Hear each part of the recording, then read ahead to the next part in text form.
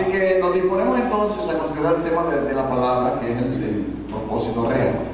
Y esta conferencia se llama Mi Vida de Oración. La diseñamos o la preparamos el año pasado debido a que hay mucho descuido en el pueblo de Dios en estos días con la oración, como que ha pasado de moda.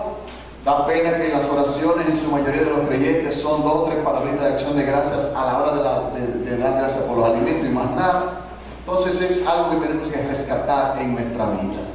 Por eso vamos a compartir en la voluntad de Dios esta primera parte de mi vida de oración, que pues abarca el tema en 4 secciones de la oración en la vida del cristiano precisamente. Así que yo les invito a ponerse sobre sus pies un momento para que leamos este texto de la palabra de Dios que está en pantalla. Es un salmo muy querido y que prácticamente, no diría si la gran mayoría casi nos lo conocemos de memoria. Léalo junto conmigo a la cuenta de 1, 2 y 3. Bienaventurado el varón que no anduvo en consejo de malos, ni estuvo en camino de pecadores, ni en silla de escarnecedores se ha sentado, sino que en la ley de Jehová está su delicia, y en su ley medita de día y de noche. Será como árbol plantado junto a corrientes de aguas, que da su fruto en su tiempo, y su hoja no cae, y todo lo que hace prosperará. No así los malos, que son como el tajo que arrebata el viento. Por tanto, no se levantarán los malos en el juicio, ni los pecadores en la congregación de los justos. Porque Jehová conoce el camino de los justos, mas la senda de los malos perecerá. Dios bendito, esta es tu palabra santa que hemos leído. En tu palabra conocemos quién eres tú y lo que has hecho por nosotros y lo que continúas haciendo en nuestras vidas. Oh mi Dios, que al considerar este precioso salmo, la joya de tu santo libro para nosotros, entendamos cuál es el propósito real del salmista al mostrarnos la bendición, la dicha, la bienaventuranza de deleitarnos en la palabra tuya y meditar en ella de día y de noche. Glorifícate, Señor, en esta hora, en tu pueblo, que sea bendecido con toda bendición, en el nombre del Señor Jesús. Amén. Gracias, pueden sentarse. Así que si esta es una conferencia que fue diseñada para la oración, ustedes se preguntarán, ¿y por qué comenzar con el Salmo primero? Porque este Salmo no menciona la oración para nada, sino que se enfoca estrictamente en la palabra de Dios y no en la oración. De hecho, el punto central de este Salmo está en el versículo 2, ¿verdad? Sino que en la ley de Jehová está su delicia y en su ley medita de día y de noche. Es decir, que la persona que se deleita en la ley de Jehová, tanto que medita en ella de día y de noche, se libra de los caminos de los pecadores y de los escarnecedores, y esa es una persona fructífera y próspera. Deleitarse en la ley de Jehová es el punto central de este salmo. Así que la pregunta sigue: ¿y por qué comenzar una conferencia sobre la oración con un salmo que se enfoca en la delicia de la ley de Jehová y no en la oración?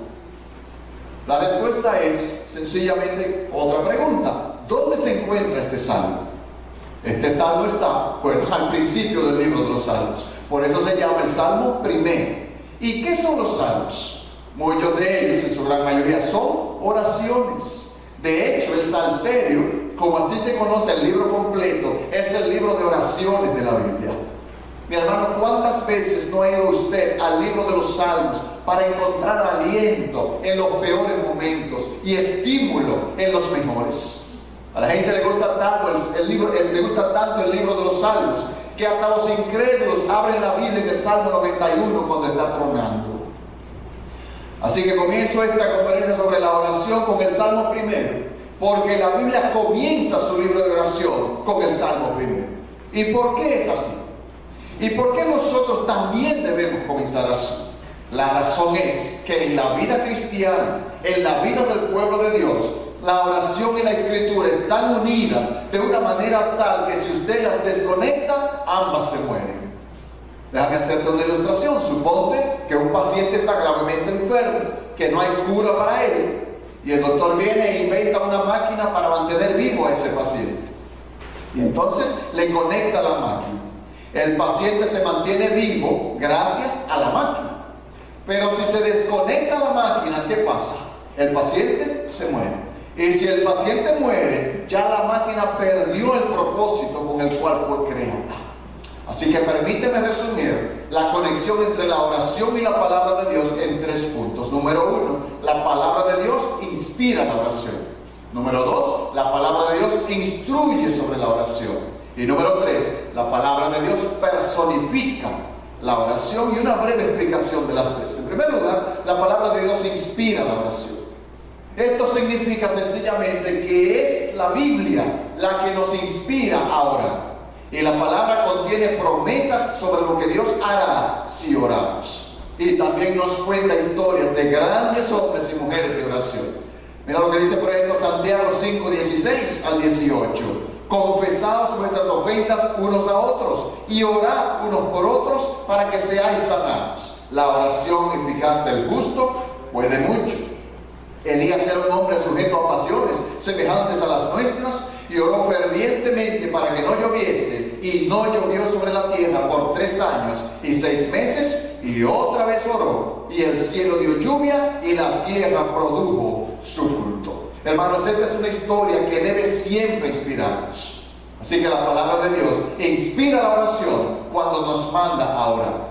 Es como un doctor que nos dice lo que es bueno para nosotros. La palabra de Dios contiene promesas de cosas buenas si oramos, y nos cuenta historias como esta para animarnos en nuestra debilidad. En segundo lugar, la palabra de Dios instruye sobre la oración. Eso significa que la palabra nos dice sobre qué orar, y ella misma se convierte en el contenido de nuestra oración.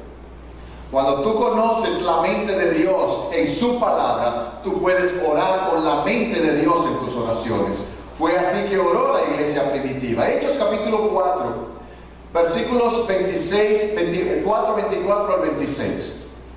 Esta es una oración de la iglesia primitiva. Una oración que estaba ya sufriendo los embates del rechazo de los líderes judíos. Mira lo que dice esta oración.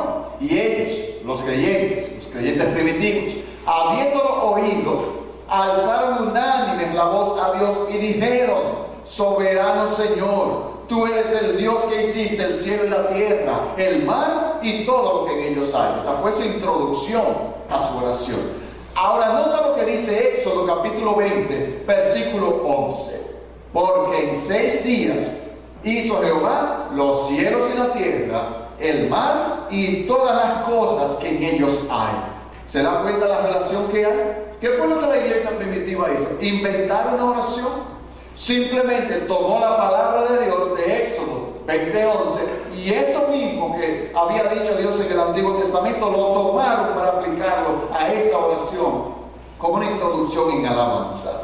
Y sigue diciendo la oración de la iglesia primitiva en el versículo 25, que por boca de David tu siervo dijiste: ¿por qué se amotinan las gentes y los pueblos piensan cosas vanas? Se reunieron los reyes de la tierra y los príncipes se juntaron en uno contra el Señor y contra su Cristo. Qué oración tan preciosa, pero esa no es una oración original. Mira lo que dice, acaso, el Salmo 2, en sus primeros 2 versículos. ¿Por qué se amotinan las gentes y los pueblos piensan cosas vanas? Se levantarán los reyes de la tierra y príncipes consultarán unidos contra Jehová y contra su ungido. ¿Se da cuenta del punto, mi hermano? O sea, la iglesia toma la palabra de Dios y le ora a Dios con sus propias palabras. Esa es la manera como los grandes hombres y mujeres de Dios han orado a través de la historia. Le han orado a Dios repitiéndole sus mismas palabras. Y siempre hacemos un pequeño ejercicio. No sé qué, si usted está, por ejemplo, en problema económico, si le viene algún versículo de la palabra, ¿alguien puede ayudarme con eso? Si está teniendo dificultad económica, ¿le viene algún verso? ¿Quién me ayuda con eso? ¿Qué puede usted pensar en cuanto a eso? Dificultad económica, ¿qué hay en la Biblia? ¿Hay alguna promesa, hay alguna esperanza ahí para el que está necesitado? ¿Qué le parece? ¿Cuál? Ajá, Filipenses, ¿verdad que sí? Mi Dios pues suplirá todo lo que os falta conforme a sus riquezas en gloria en Cristo Jesús. Póngame eso en una oración, por favor, entonces. Supongo que usted tiene necesidad y usted le va a orar a Dios sobre ese propósito. Úseme ese mismo versículo en la oración. Padre, tu palabra dice que tú suplirás conforme a tu tus riquezas en gloria en Cristo Jesús. Que tú suplirás todo lo que me haga falta conforme a tus riquezas en gloria en Cristo Jesús. Si alguien está en peligro de un accidente o de cualquier cosa, ¿puede alguien ayudarme con algún texto? Si está en peligro de alguna situación de su vida o de un accidente o lo que sea, ¿alguien puede ayudarme con eso? Digo. Entrada y salida, pero póngame una oración, por favor, como le hizo el hermano. Señor, yo sé que tú me vas a guardar en entrada. Así mismo es. ¿Qué le parece? Y el Salmo 91, por ejemplo, ¿qué dice?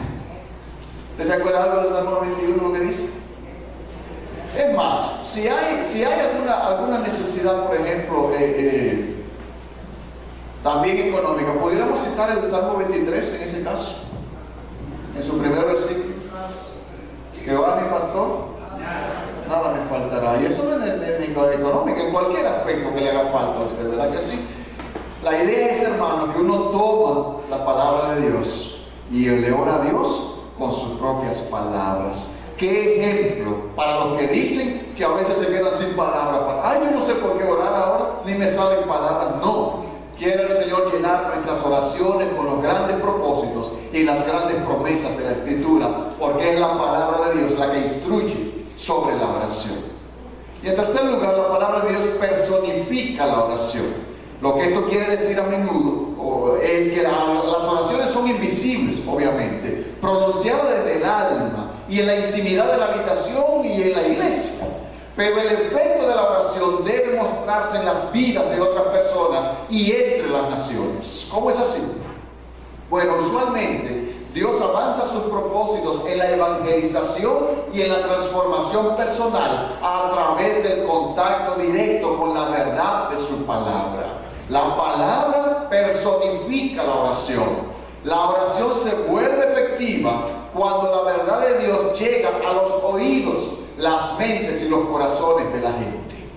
La gente simplemente no empieza a creer en Jesús porque tú ores por ellos. Pedía por la campaña del sur, entre tantas, pero la gente no se va a convertir sencillamente porque en Providence los hermanos están orando porque la gente se convierte en el sur. No, necesitan escuchar acerca del Señor Jesús. Eso es lo que Pablo quiere decir en Romanos capítulo 10, versículo 14. ¿Cómo pues invocarán a aquel en el cual no han creído? ¿Y cómo creerán en aquel de quien no han oído? ¿Y cómo oirán sin haber quien les predique? También 2 Tesalonicenses 3:1. Por lo demás, hermanos, orad por nosotros. ¿Para qué? Para que la palabra del Señor corra y sea glorificada, así como lo fue entre nosotros. De manera que la oración confiere poder a la palabra y la palabra personifica la oración. Los creyentes no se vuelven más santos porque alguien ore para que ellos lo sean. No, necesitan ver la verdad. Es así que oró el Señor Jesucristo en Juan 17:17. Santifícalos en tu verdad. ¿Por qué? Porque tu palabra es verdad. Hermanos, ni la delincuencia, ni la deshonestidad, ni la inmoralidad, ni la violencia van a cambiar solo porque oremos por el cambio, ni porque hagamos marchas, ni porque hagamos actividades. No digo que nada de eso sea malo, pero no es suficiente. El agente de cambio es la verdad de Dios. Así dice Cristo en Juan 8:32. Y conoceréis la verdad, y es la verdad la que os hará libres. La oración debe encarnarse en declaraciones y demostraciones de la verdad divina. Y quizás esto sea suficiente para explicar por qué comienzo con el Salmo primero en esta conferencia sobre la oración, en que la palabra inspira, instruye y personifica la oración. Las tres van juntas porque la palabra y el Espíritu van juntos, porque es el Espíritu quien ha inspirado la palabra. No se pueden separar. ¿Qué es lo que pasa con la palabra sin el Espíritu? Puro intelectualismo.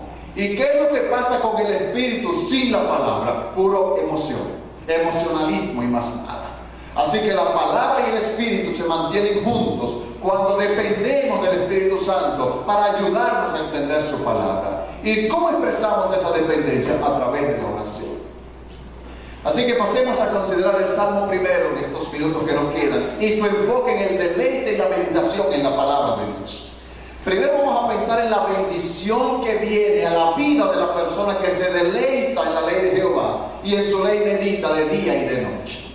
El texto comienza diciendo, bienaventurado el varón. Así que el Salmo nos conduce inmediatamente por el camino correcto. ¿Tú quieres bendición para tu vida? ¿La quieres de verdad? Bueno, pues ahí estará claro. Esa palabra bienaventurado significa ¿qué? Feliz, dichoso, en el sentido de una felicidad que está enraizada en el bienestar mental, físico y espiritual.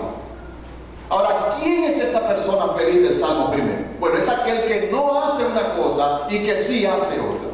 Como dice el verso primero, la persona feliz no anda en consejo de malos, ni se halla en camino de pecadores, ni se sienta en silla de escarnecedores o burladores. Esa persona feliz evita todo eso.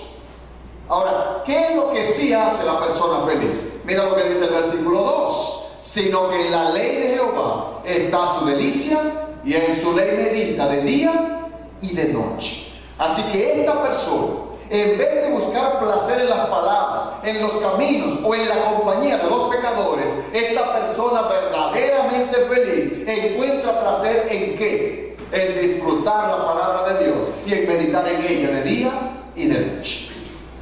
Lo que el Salmo nos quiere decir es que cuando tú experimentas la palabra de Dios de esa manera, cuando es tan deliciosa y satisfactoria para ti que captura tu mente y tu corazón día y noche a tal punto de que te aleja de los caminos del mundo, cuando tú experimentas la palabra de Dios así, tú eres feliz.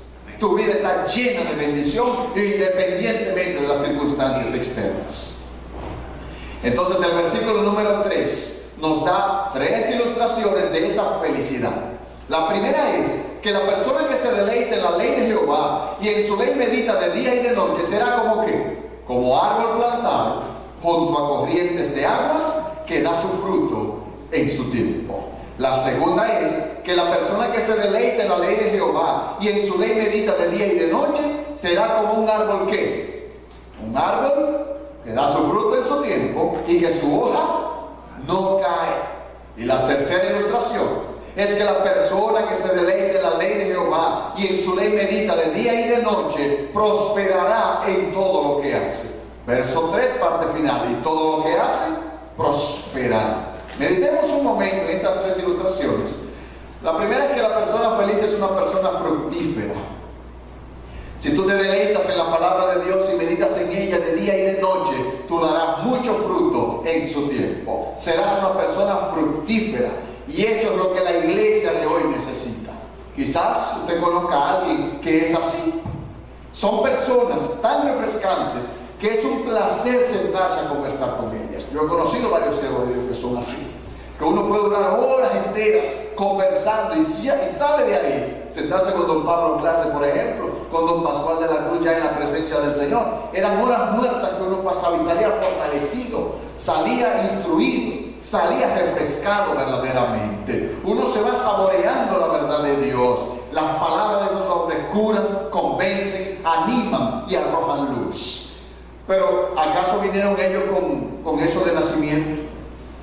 ¿Sabe cuál es el resultado? ¿Por qué vino eso? Esa fructificación que hicieron. Porque ese es el efecto de deleitarse en la palabra de Dios y de meditar en ella de día y de noche. Tú darás tu fruto en su tiempo. La segunda ilustración es que la persona feliz es una persona duradera. La bendición que tú recibes cuando encuentras tu delicia en la ley, en la palabra de Dios y meditas en ella de día y de noche, es que tu hoja no cae. Lo que el salmista quiere traer a nuestra mente es que los vientos calientes de las pruebas de la vida están soplando, que la lluvia no está cayendo y que los otros árboles alrededor tuyo se están secando. Pero a pesar de todo eso, tu hoja sigue verde. A pesar del calor, a pesar de la sequía de los problemas. ¿Y por qué? ¿Por qué tú sigues verde? Porque deleitarse en la palabra de Dios y meditar en ella de día y de noche es como estar plantado junto a corrientes de aguas. La felicidad de esa persona es duradera, es profunda, porque no depende de la dirección en que el viento esté soplando. No tiene que ver con que la lluvia caiga o no caiga, porque esa felicidad procede de una fuente que no se seca nunca, Dios en su palabra. La persona que se deleite en la palabra de Dios y medita en ella de día y de noche, habla siempre como el profeta Habacuc en su capítulo 3, versículos 17 y 18. Aunque la higuera no florezca, ni en las vides haya frutos, aunque falte el producto del olivo, y los labrados no den mantenimiento, y las ovejas sean quitadas de la majada, y no haya vacas en los corrales. Oigan, ese es un hombre que está sin un chévere que caerse muerto. Está en olla, como decimos nosotros allá. Está frenando en el aro, porque la riqueza en Israel se medía en términos de ganado y de agricultura. El hombre rico materialmente era el que tenía ovejas, el que tenía vacas, el que tenía tierra. Y aquí él está dando la triste historia de su condición actual, de que no tengo ni un centavo, mis hermanos, diría él. Óigame, y él pudiera bien decir, como dicen muchos hermanos por ahí, que usted le pregunta, ¿cómo está? Ahí, por la gracia. Óigame, ¿le parece poco? Le he dicho, por la gracia, y dice que no, que apenas está sobreviviendo por la gracia. Yo le digo, mire, en una ocasión había un hermano ahí en Sosúa, ya en la presencia del Señor, llamado Félix Enríquez. Llamado Félix Enríquez era, ¿cómo ese hombre así? ¿No? Tenía apenas no era un colmado, era un ventorrillo. Y usted veía como 2 manitos de plátano, 3 bataticas, 3 sopitas, era apenas. Aparte de eso, la esposa perdió sus facultades mentales y a cada rato salía desnuda por la calle. Y él tenía el pobre que salir a buscarle, y eso era una insultadera. Imagínese usted. Y usted llegaba a la iglesia, ahí estaba don Félix Enrique sentado. Don Félix, ¿cómo está? Y decía 3 cosas. Estoy bendecido, prosperado y en victoria. Eso es una galleta sin mano para nosotros que nos quejamos tanto, teniéndolo todo. Ay, subió la gasolina 5 centavos, esto se está acabando. Y usted con el carro ahí, ¿qué le puede gracias a que usted tiene un carro por lo menos? Bendecido, prosperado y en victoria. Oigan, eso me impactó tanto que a mí nunca se me olvida. Y aprendí a no decir, que yo estoy ahí viviendo por la gracia. Porque eso desdice del Dios al cual nosotros servimos.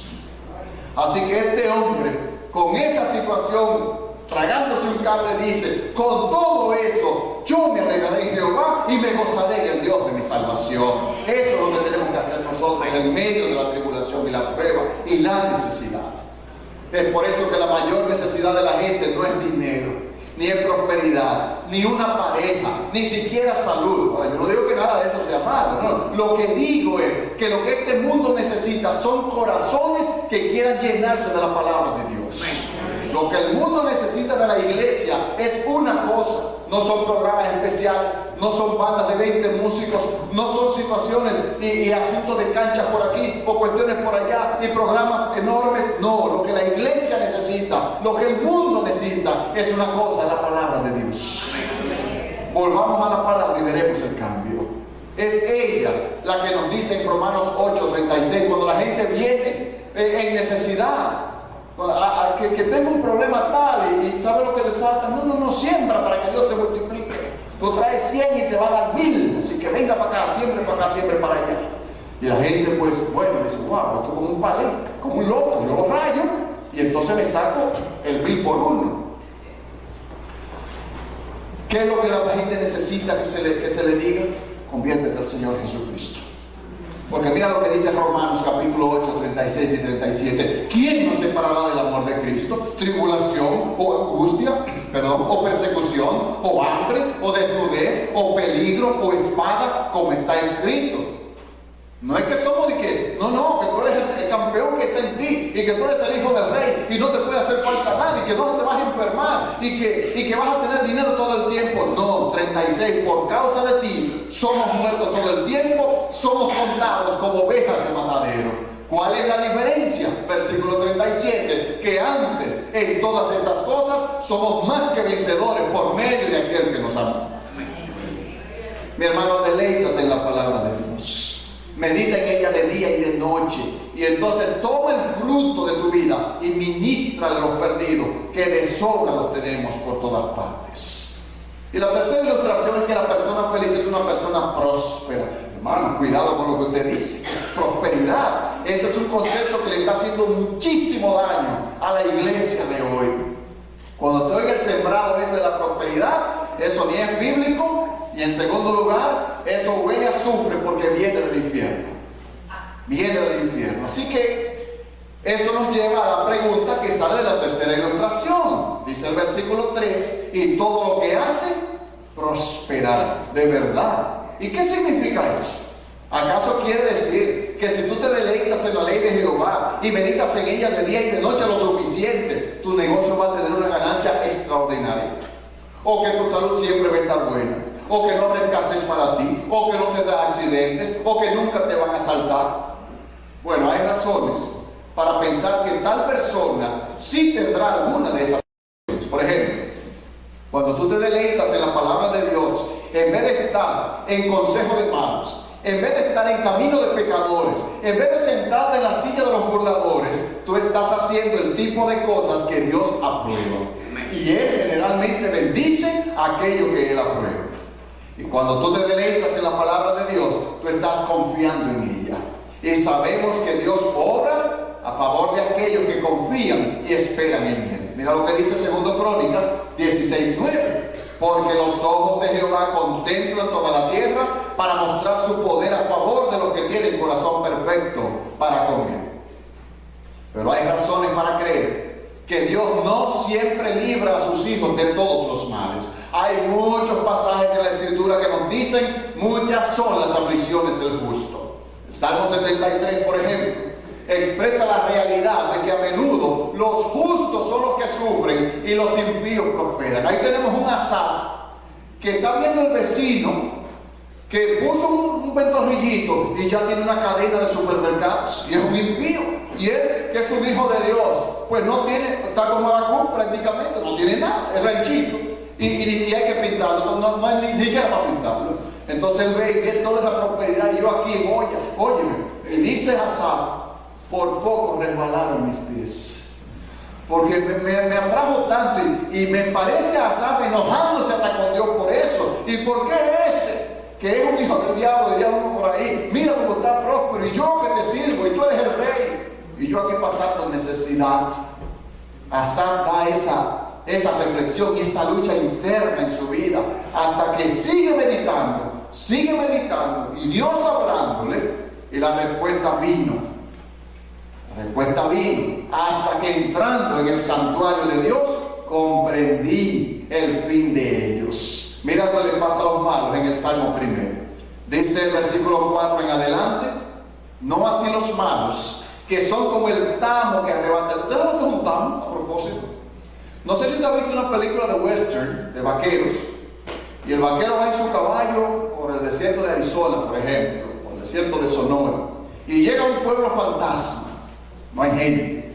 Y de repente allá ponen el caballo y el vaquero. Y en la parte de atrás, en el escenario, viene como ese bollo de paja que va rodando así, ¿ya?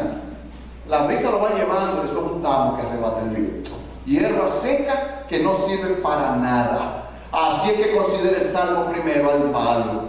Verso 5. Por tanto, no se levantarán los malos en el juicio, ni los pecadores en la congregación de los justos, porque Jehová conoce el camino de los justos, mas la senda de los malos perecerá.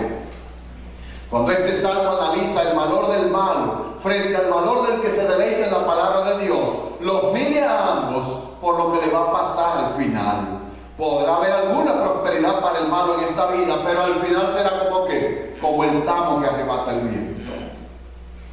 Pero los que se deleitan en la palabra de Dios, ¿saben lo que va a pasar? Florecerán como la palmera, crecerán como cedro del Líbano, y es porque Dios ha fijado sus ojos y su favor en ellos, es porque Él conoce sus caminos.